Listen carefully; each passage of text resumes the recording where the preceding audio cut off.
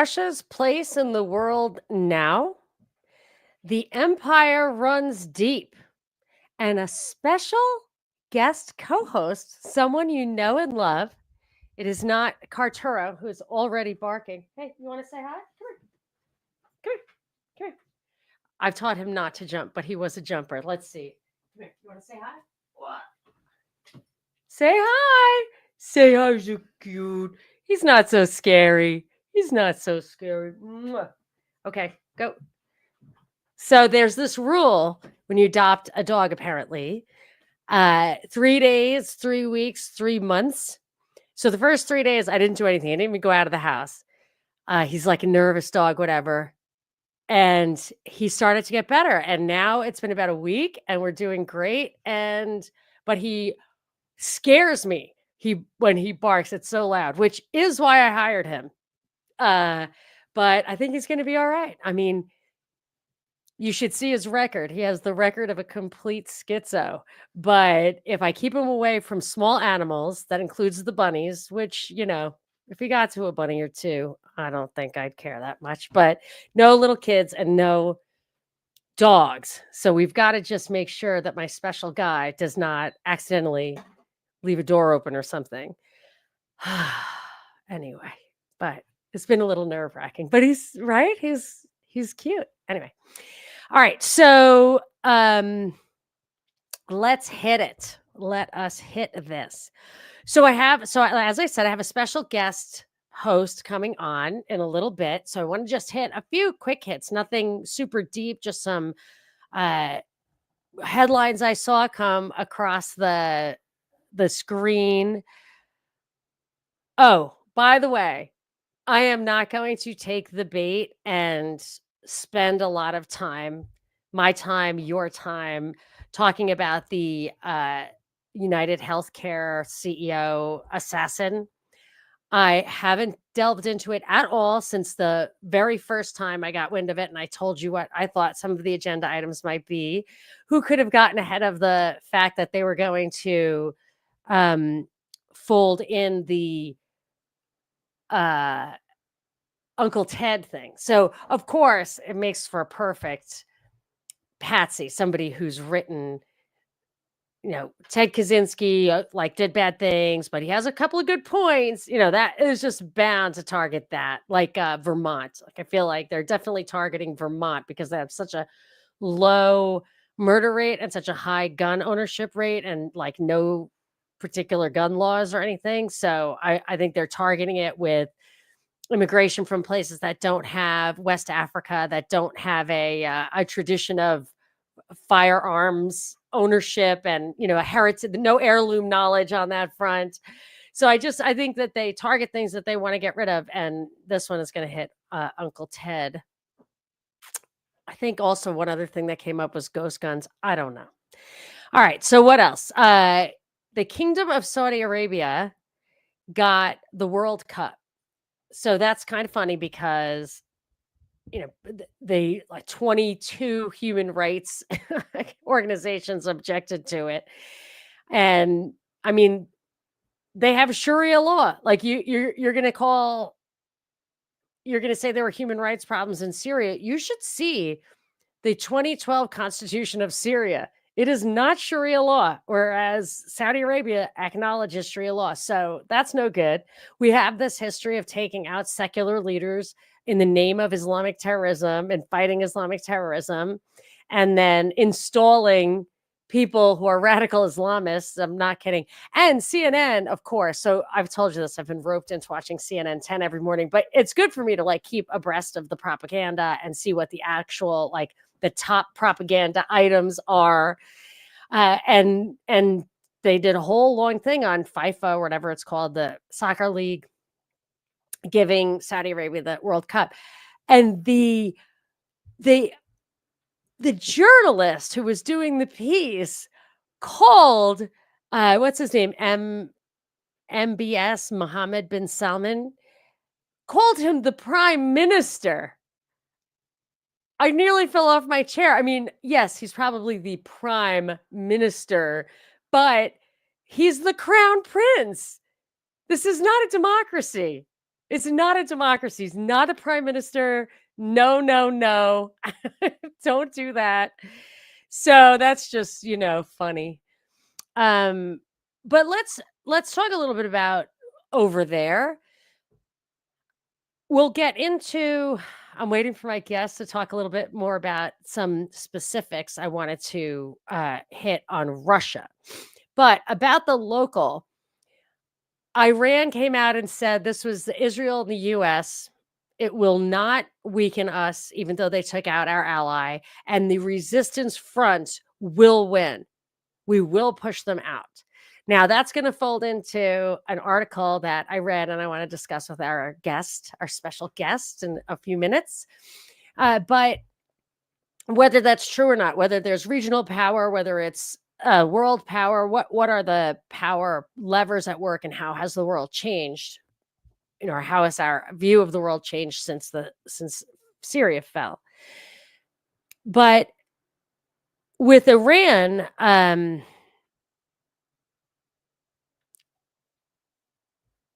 we were talking about the Saudi Arabia thing. Well, there's a couple of different things. First of all, the whole Syria thing is great timing. This shocking shockwaves, because Netanyahu went on trial yesterday. He's been fighting corruption charges, but he actually had to testify. He's going to be tied up in court for a while. The verdicts won't come out for 2 years, which I assume is the end of his quote term, even though he was voted out 3 times, but whatever. I mean, I'm not saying these were that he's not there, like, in a legitimate pathway. I think there was a lot of capitulation, failed government, blah, blah, blah. But you get the idea. He was not the people's choice. Another thing, this is what I was going to say about, is it the US or what? Blinken said, so Israel said, yeah, I know we said this is only temporary, and it's temporary in that it may end eventually, but we're going to just hunker down here in Syria for a while. It has been a, long-term plan of ours anyway. So then but Blinken said that we're going to keep being involved. Oh, shoot. I'm going to stop saying that. I've gotten so good at just the empire, the U.S. arm of the empire is going to continue to maintain a presence there, because we have to make sure the Islamic State does not rear its ugly head. And then at the same time, in Afghanistan, the Islamic State is taking credit for killing a Haqqani. So I have 2 things to say about this. First of all, the origins of the Islamic State and the Haqqanis. So the Haqqani was killed. So these are threads that are interweaving. And I did a show, which will be coming out soon, with Stephen Ridley, someone who I've exchanged tweets with, who does these great Twitter threads. So we did this. He just makes connections, and you're just floating along, and then everything comes together in the end.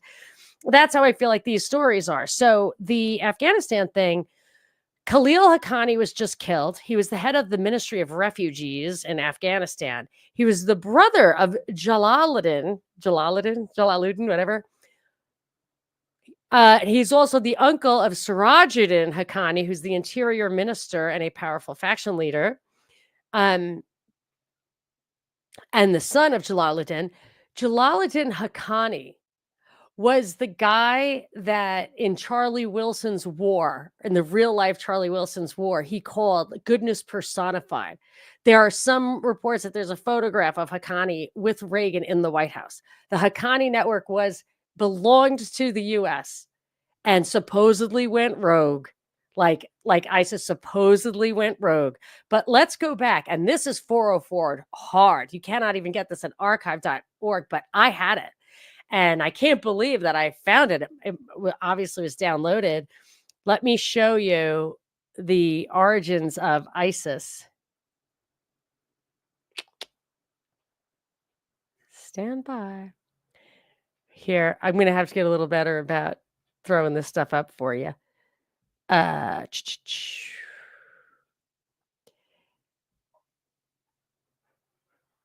see. Pocket. There you go.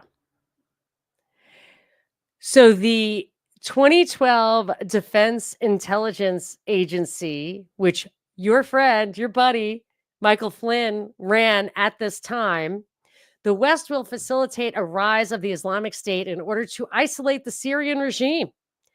It said, it's a declassified report that stated this is from the old days, like I think I pulled this in 2016. The West, or earlier, the West, Gulf countries, and Turkey, who support the Syrian opposition, there is the possibility of establishing a declared or undeclared Salafist principality in eastern Syria, Hasaka and Derzor. And this is exactly what the supporting powers to the opposition want in order to isolate the Syrian regime. At one point, I think he even calls it an Islamic State. So they were, yeah, ISI, Islamic State in Iraq. They were calling for an Islamic State on the border, and that's exactly what they got. So when Blinken says that we're there to make sure we don't have an uprising of the Islamic State, it's very hard to believe, unless you want me to believe that went rogue too, which I do not believe. I don't believe any of the stuff goes rogue. And I don't believe that we're in there to keep Islamic State at bay. We're in there to keep the resistance at bay. What the Iranian guy said, the resistance front at bay. That was the Ayatollah. I don't know if the Ayatollah's in on it. We put the original Ayatollah in the 70s. When we were talking about the Shah, we dug in. There was a BBC report fully documented that the empire swapped out the Shah for the radical religious one. The Ayatollah is, in the line of succession from that, but it's really the secular leadership that's absolutely positively captured, in my opinion. So maybe there is a little tension there. I think the Ayatollah would win in a fight between the Ayatollah and the president of Iran. I think the Ayatollah would win. So yeah, those are some twists and turns, some connections. A couple of other articles I saw that Trump invited Xi Jinping of China to attend the January 20th inauguration. And I thought Biden was China's president. Oh, well. Biden granted clemency to 1,500 people, mostly people who I guess got to stay at home during lockdown. Maybe they were let out on their own recognizance or whatever and became fully integrated into society. I don't know, but this is not the big blanket pardons that we expect. Although I wish he would give some of that to Ross Ulbricht. Don't steal Trump's thunder. Steal it. Take it away from him. Free Ross. That would be great, though, if Ross got freed by anyone. Oh, and here was another really fun thing. There was a quote, anti-vaxxer nurse who injected over 8,000 people with salt water instead of the vaccine. People over 70, a lot of medical workers and stuff, they were probably getting mandated. It was in Germany. And she was just on trial and they gave her 6 months probation. If anybody had died because of that, my guess is that she'd be up on murder charges. And I mean, I'd love to see a study of her patients and their illness, because that's what the articles are saying. She put all these people at risk. They were unprotected, yada, yada, yada. So but I would like to see, this is a perfect case study. This is a human experiment. It's hard to get human experiments. This is a human experiment. You could compare her patients in the same clinic with the other patients during the same time of the same demographic. She didn't hit all those people. There's probably another 8,000 people who got the real one. Wouldn't you like to see those outcomes? So that's what I want to see from the congressional report on COVID, not a bunch of cover-up stuff, limited hangouts, yada, yada. What else? What else we got? All right. So let's start talking about Ukraine.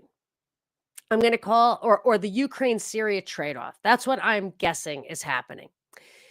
I read an article, and this is what I want to talk about next with our guest.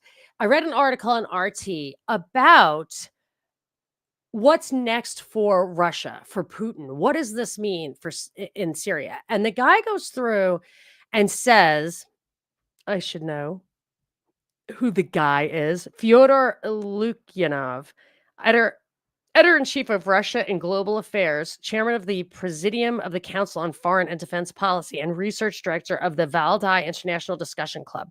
Okay, so they're not putting the CFR people on RT. So this is a guy who is saying this because it's probably acceptable to the Russians.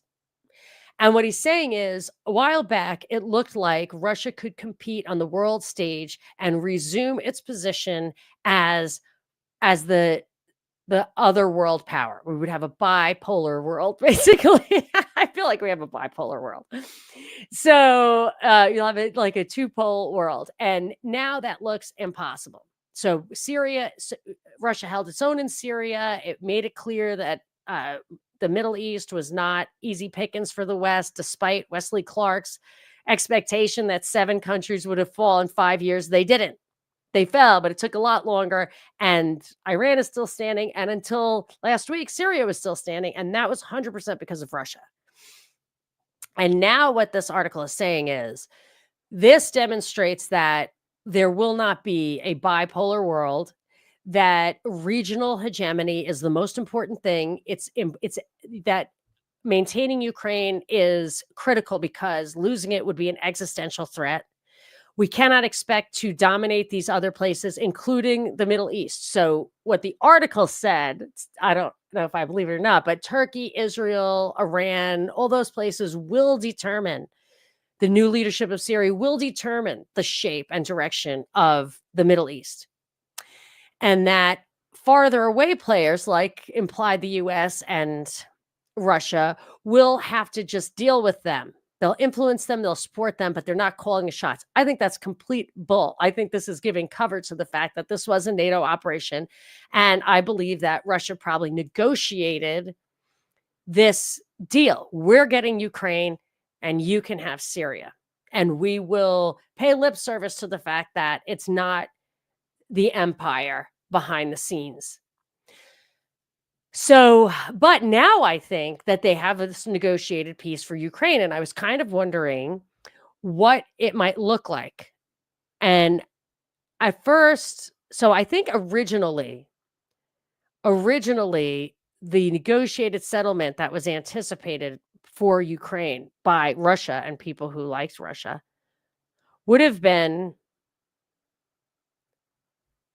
I remember Tejas and Donbass said that it was already a deal. Before it even started, there was a deal. And the deal would be this here.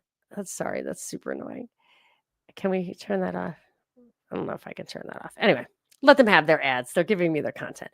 So right here is the Dnieper River, however they pronounce it. Dnieper, maybe. And I think what they wanted in the beginning was they were going to cut it right there, which gives them kind of like half of Kiev, Berlin style. Well, not Berlin style, because Berlin was like an island, but that Russia would get all this, which is what they would want, because look, it gives them a buffer zone. If Russia's saying owning Ukraine is existential for them, then you would think that they would want it all of this. And they definitely want Crimea. I'm not sure that they're going to be able to get that right now. I think their best bet is going to be, and this is just me looking at maps. This is not, I didn't read anything, could be completely wrong. Anyone who knows more than me would probably would get closer to the truth. Although I had a friend, a listener who is from Yemen, had to move to Egypt because of the fighting. And he said he thought that my take on the Syria situation, especially the expats, in my last show, which would have been December 10th, 2024, was the best he'd heard. And this is from an insider. And that was just piecing things together using foreign sources, of course. But So I like that. All right, I'm going to show this and then we're going to bring our special guest on. All right, so my thinking is that this is more like what your negotiated peace is going to be. So what we were looking at in the previous slide was that river, and that would have been great for Russia. That's the Kharkiv thing. That's Kursk. That's where Ukraine is popping off. So of course Russia would want that buffer zone. But right now, this is where things are hot, and that is the Donetsk and Luhansk oblasts and Crimea and stuff. So I don't know. Let's see what our guest says. Oh, shoot. Probably getting ads that I can't control. Okay, here we go. Please welcome my returning guest, a fan favorite, Jeremy Kuzma. Hi, Jeremy. How you doing? Hi, thanks for having me. I'm so glad you could come on because I wanted to know your opinion about that article that I was just talking about that I sent you. And I wanted to talk about your article, which came out just when I have announced a concerted effort to change my nomenclature from us to the empire. The empire took Syria, not us. It had nothing to do with it. I'm never saying that again. And your article on the CIA and its imperial essence was right on point for me. So, anyway, first, how are you? I'm doing great, thanks. It's great to be with you. It's a pleasure, and I know it's a little late for you. You've got other obligations. I won't keep you too long, but, did you happen to read that article on Russia that I had sent you? I'm not sure you caught it. I texted it to you. No, I didn't get a chance to read that. Sorry. Yeah. No problem. No, I was just talking about it. What I was saying is the article claims that it was from RT. I don't know if you know this guy, Fyodor, la, la, la, Lukyanov. No. Okay. So it said that now that Syria's gone, it's clear that Russia is not going to be truly a world player. Its really best bet is to stick to the regional stuff, and that's critical. It's existential for them. They have to have Ukraine, and places like the Middle East are and all over the world are going to be run locally, and the bigger powers are going to support and deal with them, but aren't really going to move the chess pieces the way they used to. And I felt like that Russia was probably doing two things. First of all, probably negotiated Ukraine for Syria, and as part of that, gave the empire cover by saying it's really the local guys. It really is just Turkey and Israel that's doing this, whatever. So would you agree that things are getting more localized and regionalized? My alternative theory is, and I've thought this for a while, they're really just going to put down another iron curtain and split up kind of the world market for West and East like it used to be. And there were, in that article, there was a lot of kind of talk of pragmatism and economics over war and what makes sense for, the hearts and minds is really they didn't say anything about consumerism, but really the hearts and mind thing is about people feeling what's good for their individual well-being on the ground, one region to another. So what do you think? Are we getting more regional, more local? Is Russia lost as far as a world power goes? What's your take on what's been happening? I think the U.S. played a very heavy role in Syria since 2011, and I think the U.S. is kind of going on overdrive because perhaps they fear that their power is slipping. So every chess piece is very significant, and I think they really pursued the same strategy since post 9/11. There was the famous memo that was Wesley Clark wrote about the 7 countries that they plan for regime change. And the neoconservatives, they play the long game. They think of the big picture and they think of the long term. So if they face a few setbacks, that's not going to deter them. They're going to keep at it. And I think they, Syria was in their crosshairs for many years because the Assad dynasty was an independent nationalistic regime, whatever its flaws, and it did Right. I provide agree. torture center for it collaborated with the Bush administration, allowed for torture to go on there, but it was still very independent and it stood up to Israel and has stood against certain pipeline projects they want. And I think with Israel, they still really act as a U.S. proxy. I mean, that's why the U.S. is supporting the project of a greater Israel, because they see that as a proxy, and that the U.S. can establish Right. through Israel a major presence in the Middle East, and they want Israel to replace Iran as the dominant hegemon. So I think the U.S. is using Israel for its own interests, and yeah, I would disagree that the U.S. is disengaged. I think, yeah, Syria may break up as a nation state, but I think these outside powers, that was their goal. And I think they're going to try and lever the new regime to their advantage. And yeah, Russia, this was a major blow to Russia. I mean, I think Russia has, withstood the sanctions very well, is allied with China, and you have the growing BRICS network. So they're not necessarily in a bad position, but this is a major blow to them. And the United States clearly, even though there's a lot of domestic problem and turmoil, is still a dominant player on the scene, and still can achieve its goals of regime change. Yes, and I totally agree with you that they are like Israel and the US, and I would assume the UK is behind is in this too, but they get even more cover. That I feel like Israel is in, obviously they want what they want. They've always claimed, I mean, I think Netanyahu's father established the Zionist party with the Greater Israel Project in mind. So I'm not saying they don't want that. But I I think that they are definitely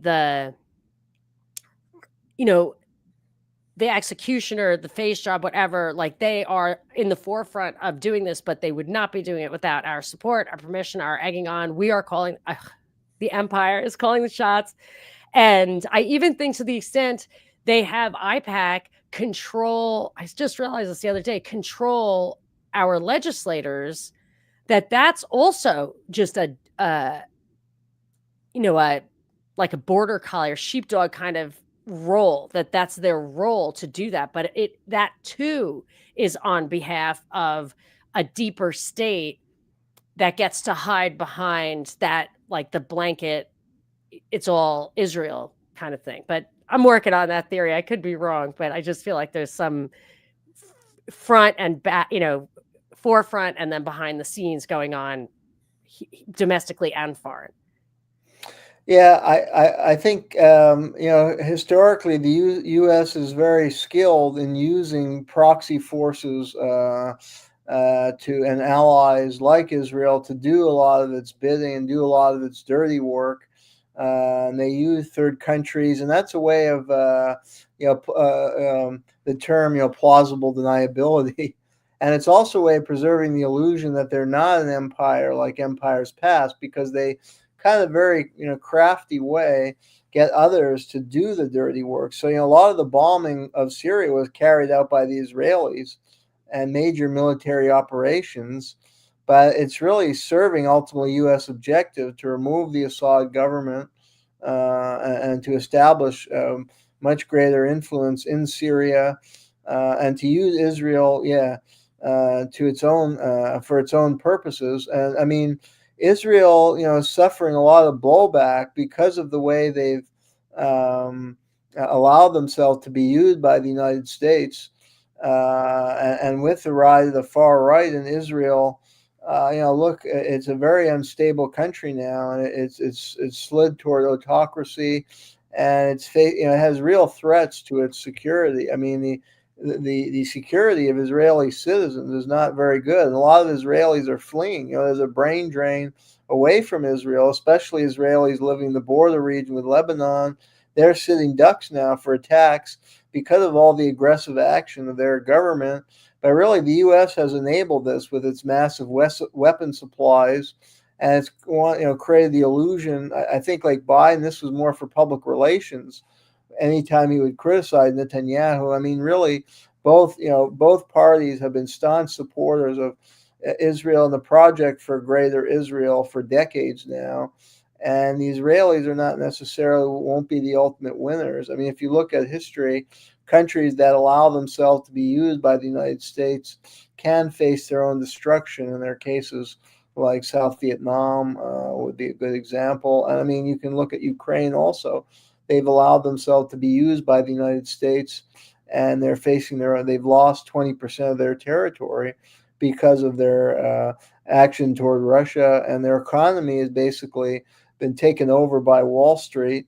The country's in horrible shape right now. So, countries invite serious problems, but I think it's a myth that the Israeli lobby manipulates American leaders. I think at the top level of the American government, they have their own designs, and that's why the arms flows continue to Israel. I mean, I wouldn't discount the Israeli lobby, but I think there are certain deeper forces and I powers in the United States. I think it's possible that lobby is like a coordinating element. It's like the Bilderberg, they all bring them over to Israel, and I just think, as far as the the the protests that the U.S. demonstrated during like the Iraq War and against Obama when he was trying to bomb Syria in 2013, people were not having it. And it reminds me of CISPA and SOPA. Remember, they were trying to do the surveillance and the censorship of the internet through legislation, and people went bananas. There was like, internet shutdown day, that all the internet providers just made the screens go black. Like CISPA and SOPA were dead. So what did they do? They had the Pulse nightclub, they had false flags, they had behind the scenes things. They achieved everything they wanted, surveillance and censorship. They just couldn't do it above board because there was too much resistance. And I feel like they wanted Syria all this time. I mean, did they give up on it a little bit when Russia pushed back? Maybe, but for sure, over the past 2 years, they've been, has it been only 1 year since the October 7th thing? I think maybe it's only 1 year. Anyway, this was a new plan, and I feel like they got away with it without showing their face, getting their hands dirty. Yes, we suspect it, but people aren't on the street because they think it's Turkey and Israel. So I think there's definitely more going on behind the scenes than, like, for example, Russia is saying. And Russia does that too. It plays games like that. So if you read RT, they don't say 9/11 was an inside job. They don't. They don't say ISIS was created by Michael Flynn and, the Defense Intelligence Agency. I just showed that. I'm sure you remember that old Levant report article, which is totally 404, but it has a Defense Intelligence Agency document that says we need an Islamic State between Iraq and Syria to topple the Syrian regime. This was from 2012, which was, when that stuff was happening. So this brings me to your current article about your review. One thing I like about some of your articles is that you read a whole book, a dense book, and which are great reads, I'm sure, but you'll give us the upshot in a very readable format. So the last one, let me show your the latest article is down at the bottom. The CIA's modus operandi draws off British and French colonial precedents. That's too hot to handle. It's Jeremy Kuzmarov at substack.substack.com.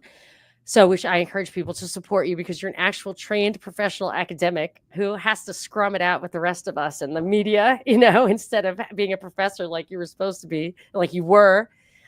But I think your honesty about the CIA was what doomed you there. Anyway, so this is a book it's Hugh Wilford's book, The CIA and Imperial History.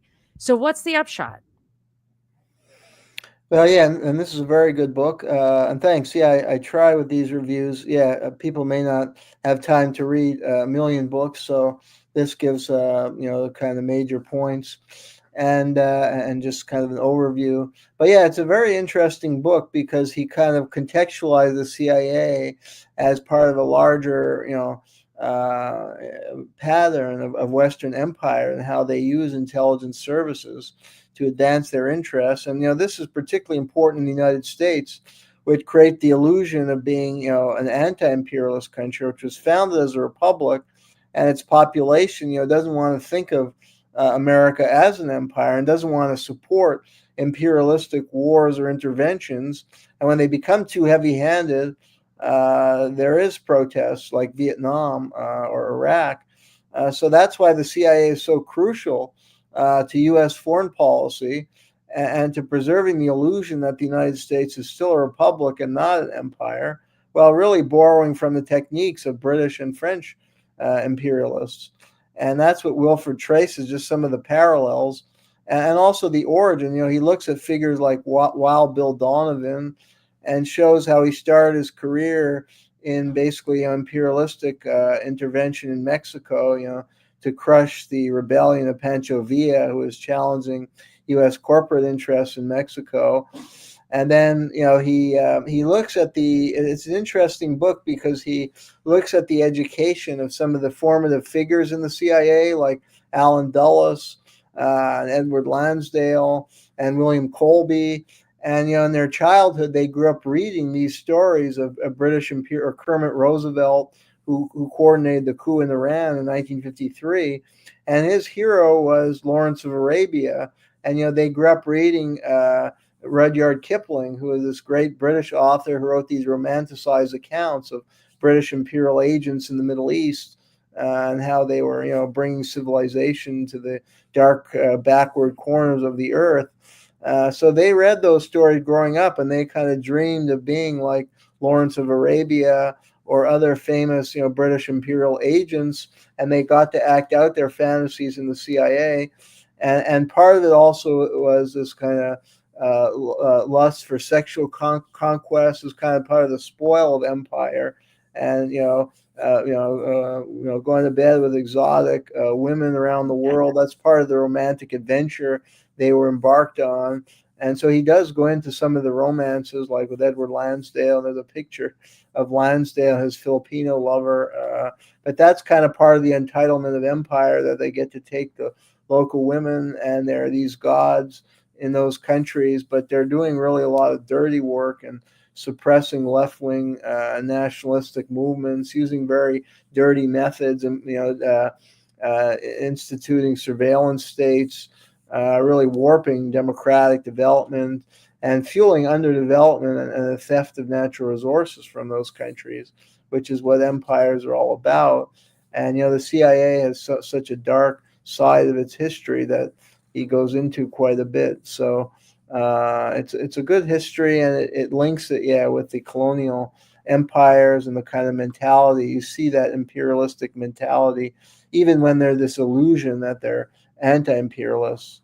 And they call themselves the Central Intelligence Agency, and we're still kind of led to believe that they're there to get intelligence to defend against foreign threats. I mean, even when they've redefined what defense means to say American interests abroad, which is like outright not a valid reason to have war. It violates the law of nations. Like, you cannot have American interests abroad are not something you're allowed to defend with violence or infringing on people's sovereignty, other countries' sovereignty.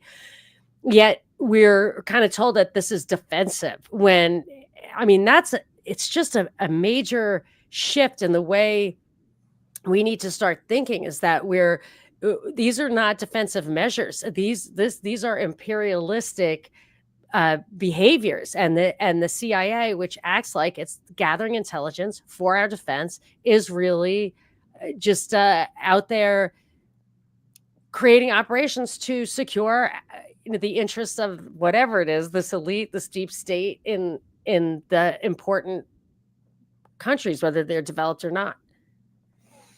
Yeah, very good analysis. And he goes into also they forge direct relationships with British, because when they were placed in foreign countries, they often didn't understand the language or culture very well. And actually, the European empires were often better. They had schools at Oxford, and they would send agents in certain countries for many years, so they would learn the history and the culture and the language, and they can interact well with the local population.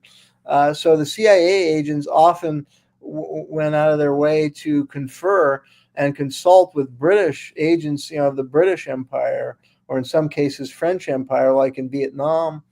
And the friction in that relationship is depicted in Graham Greene's famous novel, The Quiet American.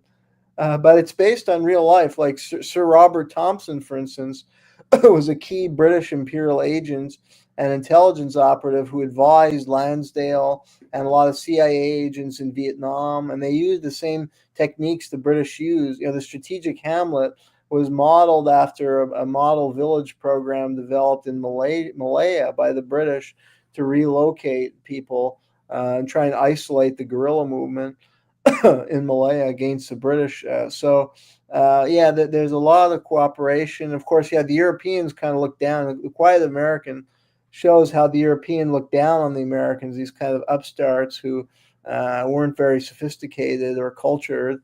And you see that in that novel, which is brilliantly done. So, The Graham Greene, that novel, The Quiet American, I read it a long time ago before I really understood any of this stuff. And I, so I can read, regardless of my ideology, I can read stuff that is good, even if it's from a totally different perspective or telling me something I don't want to hear. But I don't like when it's ham handed. So I had read The Girl with the Dragon Tattoo, which was a very readable book.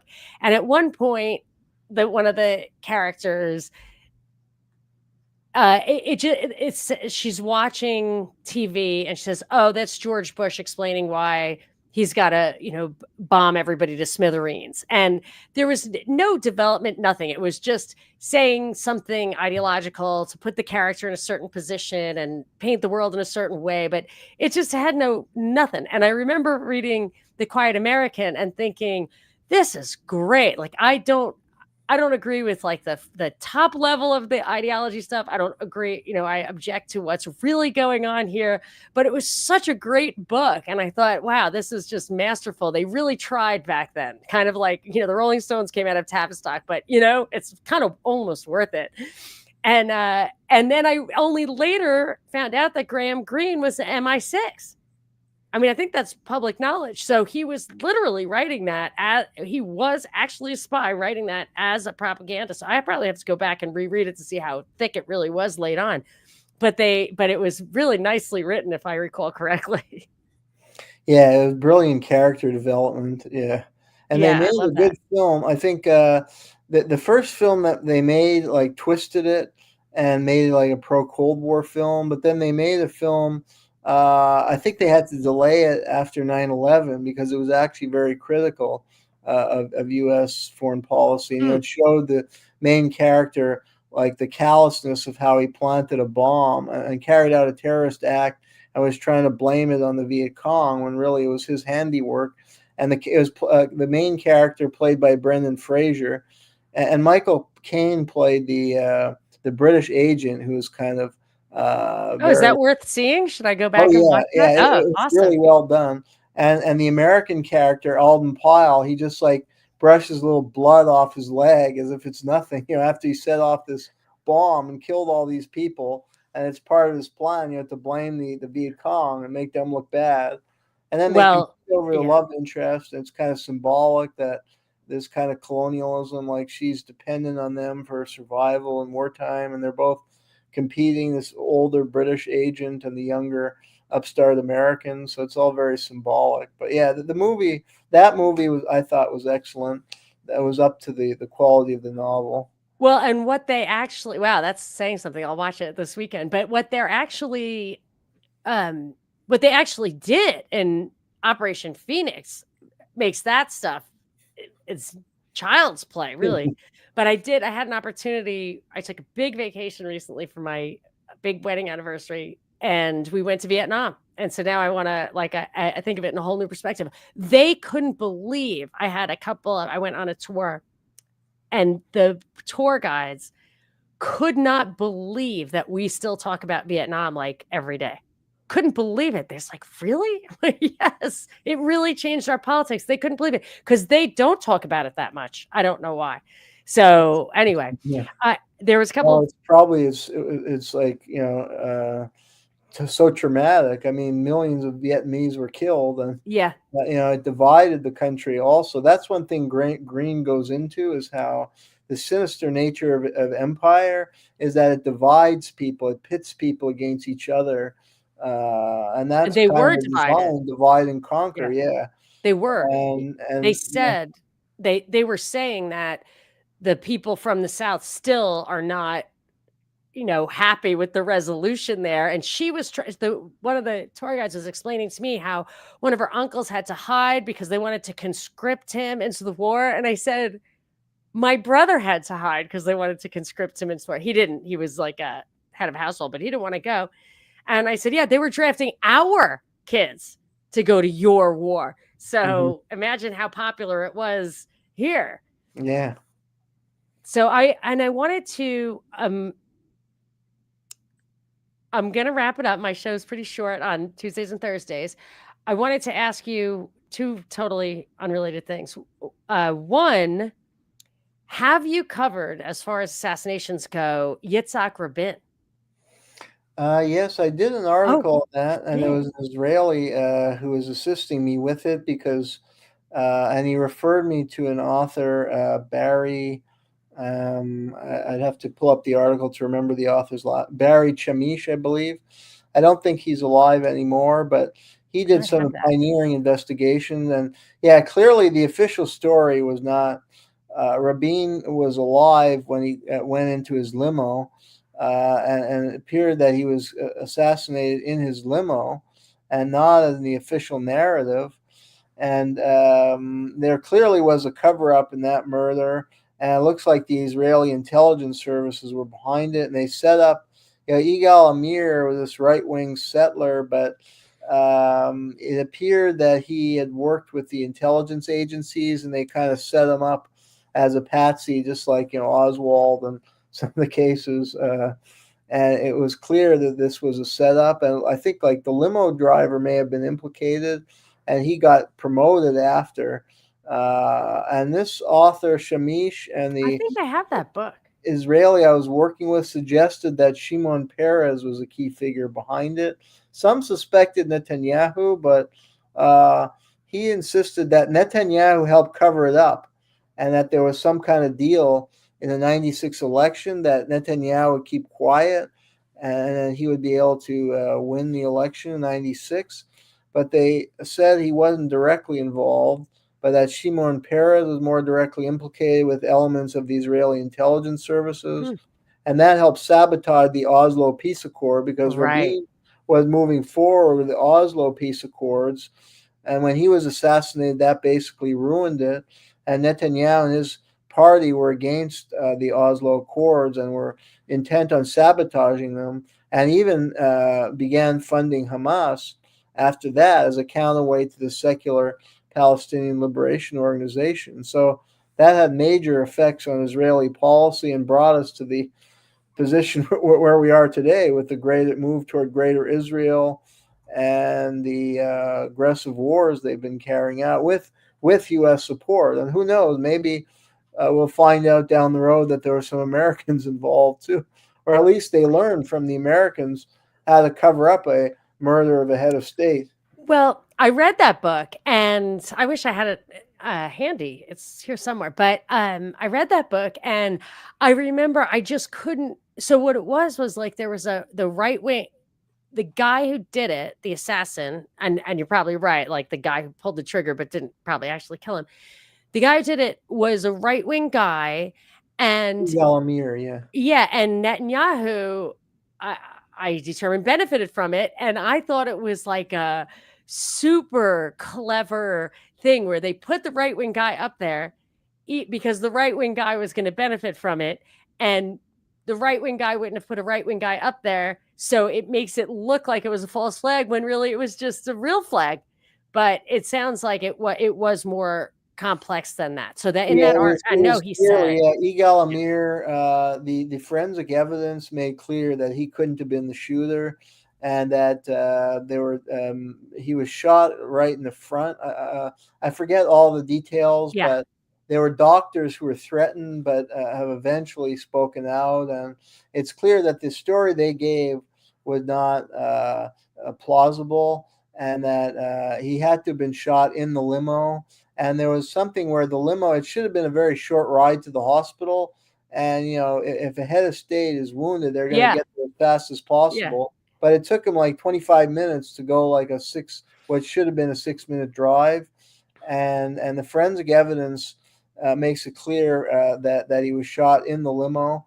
And there was a huge cover up with doctors Wow. threatened. And some people also got killed who knew the truth about it. There were several other murders, and Amir was just the patsy, and he's still languishing in prison. Mm, And he was also like, I think he may have been targeted for mind control, hmm. and he worked with intelligence agents, and that's what you find if you study American assassination, like the Kennedy assassination or the John Lennon assassination. We just had the anniversary, and there's a new book out about John Lennon, and it was clear that Mark David Chapman was subjected to hypnosis and a brainwashing, and but Chapman, like Sirhan, was a patsy who just fired blanks. The real assassins, shot him from somewhere else with a real gun, were able to get away because they had the cover of the intelligence agencies and the police, and they Have set you? these guys up. There was a book, I haven't read it, but supposedly pretty comprehensive and well documented that Israel played a major role in the assassination of JFK. Have you come across that Um, yet? I've come across it. I haven't seen convincing evidence Okay. that were I'll find directly involved. There was the Dow Tex building was owned by a guy named Morris Jaffe, who may have had connection to Mossad, but he was all where some of the shots came out. But he was also connected with Lyndon Johnson, his network, and David H. Byrd, who owned the Texas School Book Depository.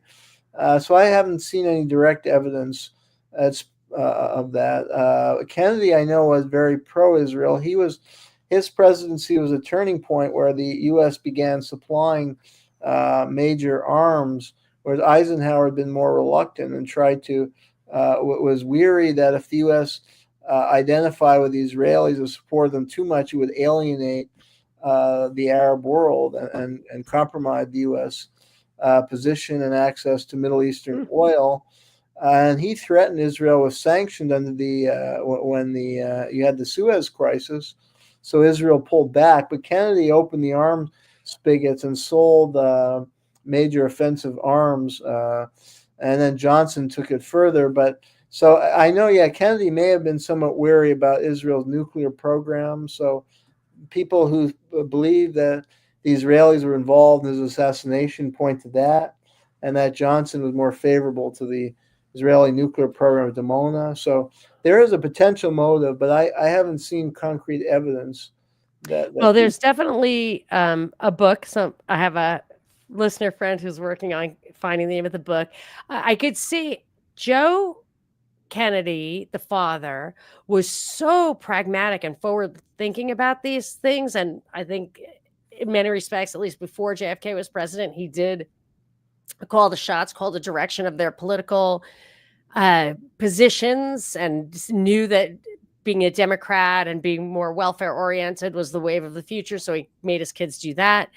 And then, so I could see him directing JFK to be friendlier to Israel, but I haven't read the book. So, but people rave it by, and if I can't get it right now, then I will email it to you. I haven't read it myself, so I can't recommend it. But the other thing I was going to say is I end my show with a clip, and the clip I'm going to play has absolutely nothing to do with what we've been talking about, and it's kind of long. So you're probably going to want to say goodbye. It is Kary Mullis talking about HIV, the claim that, you know who Kary Mullis is? He was yes. the Nobel Prize winner who invented the PCR test, which Mm-hmm. he said is not, do not use it to identify the presence of a virus or a viral load. It cannot tell you that. And he died, I would say, unexpectedly in August of 2019. I don't think they could have done the COVID PCR thing with him alive. Anyway, so I'm going to play this clip, but I know you have things to do. So I'm going to let you go. And then I'm going to tell these folks to stick around and we're going to watch this clip together because I promised it last time and I didn't get to it. So anything else that we left off in your article or what you're doing? Tell people what you're up to these days and what's the best way to support you. Sure. Yeah. Well, I'm continuing to study these kind of topics that we're discussing on this show. So you can check out my articles at either Covert Action Magazine, www.covertactionmagazine.com, or my Substack, Jeremy Kuzmarov at Substack, and it's too hot for the mainstream because I think more and more people are turning to podcasts like this and alternative media because they know that the mainstream media is not covering the stories adequately and not doing real journalism. So we're trying to do that. Yes, it's absolutely true. So I do recommend, I'm a subscriber and I probably need to, I didn't see that. I can promote myself to being a founding member, which I'm going to do. The book is called Final Judgment. So if you get to it I'll before check I it did, out. Yeah. tell me what you think. Okay. And you could probably find it on PDF. You don't want to pay for it. So we'll see about that. I'm going to do this Kary Mullis thing. I really appreciate your popping on, Jeremy. You always bring such a lot of information in a short amount of time, and your recall is amazing. Like, I'm sure you're not reading that article, but it was like every single thing that I wanted to hit in the article you just had already on the top of your head. So I appreciate that. I'm going to say goodbye to you now, and I'm going to put on my Kary Mullis clip. So thank you very much, Jeremy, and I hope to talk to you again soon. Absolutely. Anytime. Thanks for having me. And Thank thanks for the kind words. Yes, for sure. You deserve them. Bye. Okay, guys. So let's hit this. I'm going to actually think I have to share the screen. Here we go. Let's hit it.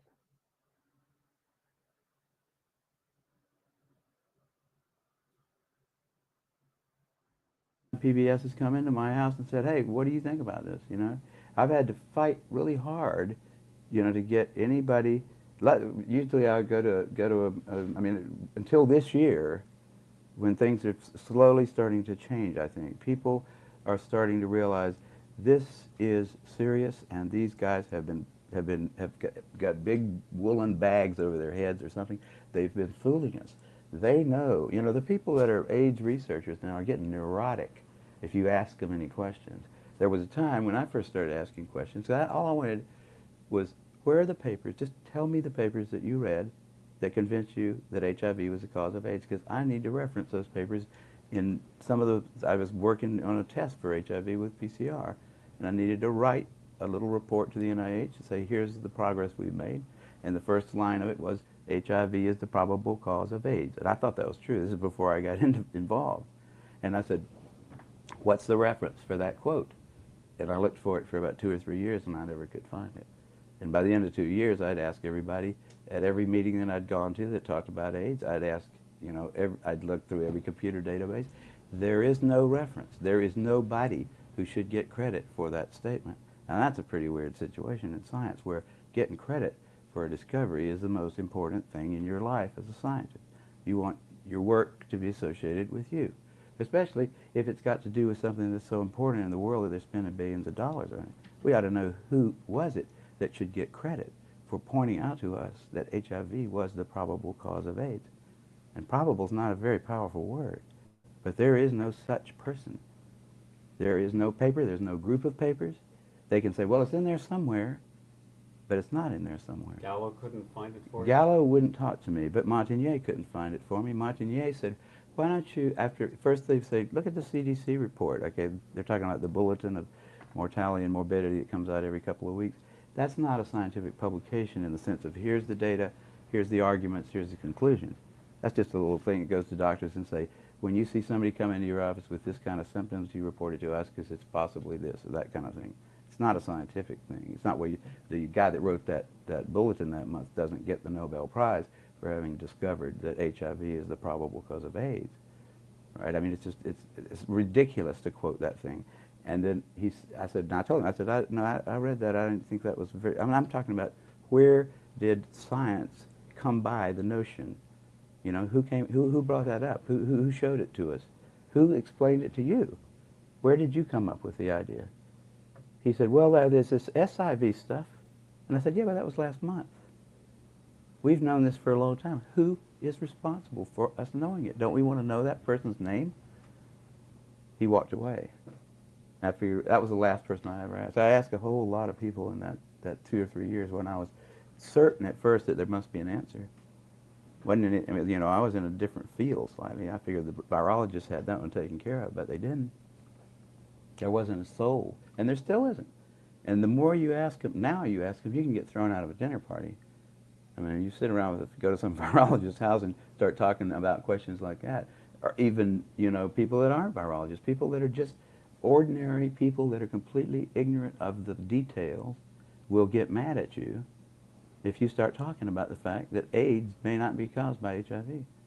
Just say something simple like, it may not be caused, because I can't find any evidence that it is. These people that are being treated with AZT, a fairly lethal drug if you take enough of it, they may be taking a drug that's killing. I mean, you'd think the Oklahoma bomber is a bad guy, right? There's nobody in the United States that doesn't think the guy that killed those 200 people in Oklahoma. By the way, what was that jump cut about? What did they cut out of that? For no good reason. You know, shouldn't be sentenced to death, probably. I think we all agree if he did it, he ought to be killed. Now, is it not criminal, just as bad, and maybe worse, to sentence a whole lot of other people? I mean, these people, there are people dying just because of AZT. I mean, that's proven in big studies like the Concord study. The conclusion of the Concord study was, this stuff is not good for you. You know, the little skeleton on the little crossbones, the skeleton and crossbones on the bottle says probably wouldn't be a good idea to take this stuff unless you've got a good reason to. Now, I would say that probably if there've been, I don't know how many of the people who have died, so-called of AIDS, have actually died of AZT, because it certainly would wreck your immune system to take that stuff. That's exactly what I think happened to my brother, and what he thought happened to him, and what my mother thought happened to him. For a few years. It's like if you started taking any other chemotherapeutic. They actually told him, you'll be dead in 3 years when he started taking it, and he was. And we're like, wow, that's amazing that they knew that. But I think they knew it because they knew that's how long it took AZT to kill you. Agent for the rest of your life, it would be that agent probably that killed you. You know, when you give chemotherapy to somebody with cancer, you give them a round of it for maybe 14 days or a few days. Hopefully you're not going to kill the patient. You're going to kill the cancer. The patient's going to survive. But you don't keep giving it to him until he dies, because he certainly will.